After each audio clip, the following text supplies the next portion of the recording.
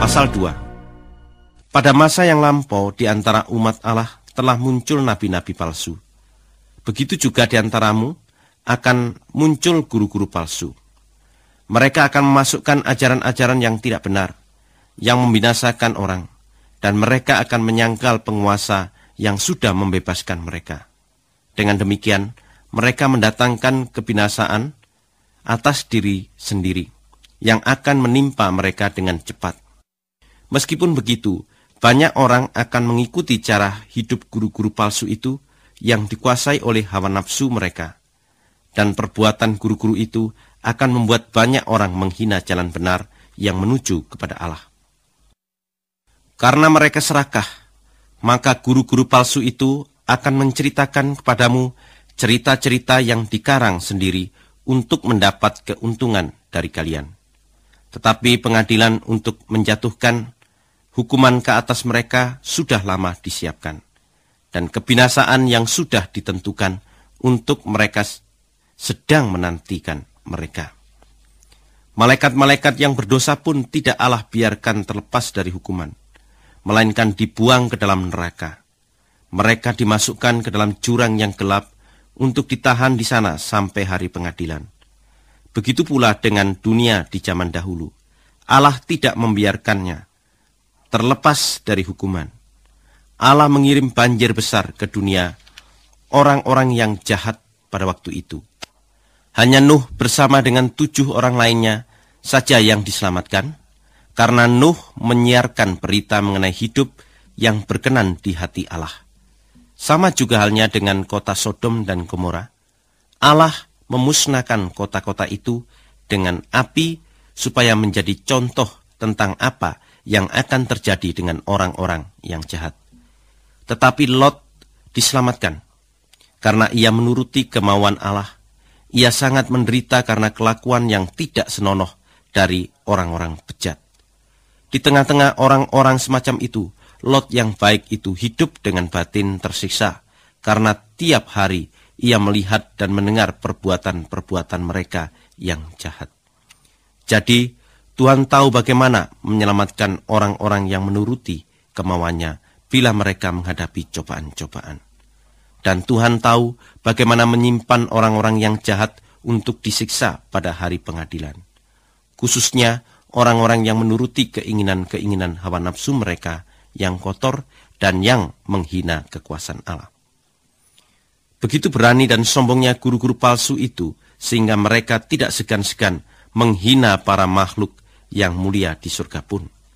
Sedangkan malaikat-malaikat yang jauh lebih kuat dan berkuasa dari guru-guru palsu itu tidak menuduh para makhluk yang mulia itu dengan kata-kata penghinaan di hadapan Tuhan. Tetapi guru-guru itu bukan main. Mereka seperti binatang yang lahir untuk ditangkap dan dibunuh saja. Mereka tidak berpikir, tetapi hanya bertindak menurut naluri saja. Sehingga mereka serang hal-hal yang tidak dimengertinya dengan ucapan-ucapan penghinaan. Sebab itu, oleh perbuatan-perbuatan mereka sendiri, mereka akan binasa seperti binatang-binatang buas. Sebagai ganjaran atas penderitaan yang telah mereka sebabkan, mereka akan menderita sengsara. Bagi mereka, hal yang menyenangkan hati ialah melakukan apa saja pada siang hari guna memuaskan keinginan badan mereka. Kalau mereka duduk bersama-sama, kalian dalam pesta makan, sikap mereka memuakkan karena mereka mabuk dengan hawa nafsu. Mereka tidak bosan-bosan berbuat dosa, dan kesukaan mereka ialah memandang wanita cabul. Dan orang yang baru percaya dan masih kurang yakin, mereka pikat. Hati mereka sudah terbiasa dengan keserakahan. Mereka adalah orang-orang yang terkutuk, karena mereka tidak mau mengikuti jalan yang lurus, maka mereka tersesat. Mereka mengambil jalan yang diikuti oleh Bileam anak Beor dahulu. Bileam ini ingin sekali mendapat uang dari perbuatannya yang jahat. Tetapi ia mendapat peringatan yang keras terhadap kejahatannya itu. Ketika keledainya berbicara dengan suara manusia, maka nabi itu dipaksa untuk menghentikan perbuatannya yang gila itu. Guru-guru palsu itu adalah seperti mata air yang kering dan seperti kabut yang ditiup oleh angin topan. Allah sudah menyediakan bagi mereka suatu tempat yang sangat gelap. Mereka membuat pernyataan-pernyataan yang muluk-muluk dan kosong.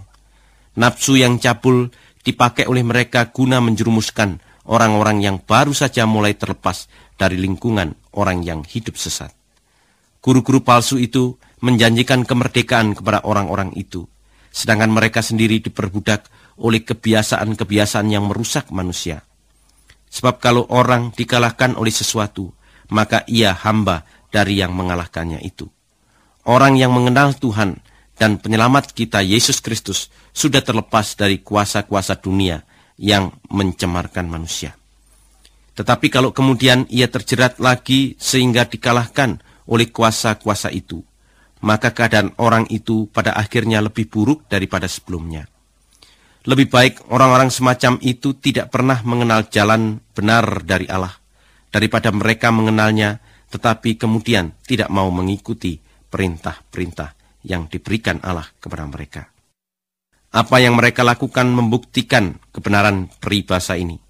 Anjing akan makan kembali apa yang sudah dimuntahkannya, dan babi yang telah dimandikan akan kembali berguling-guling di dalam lumpur.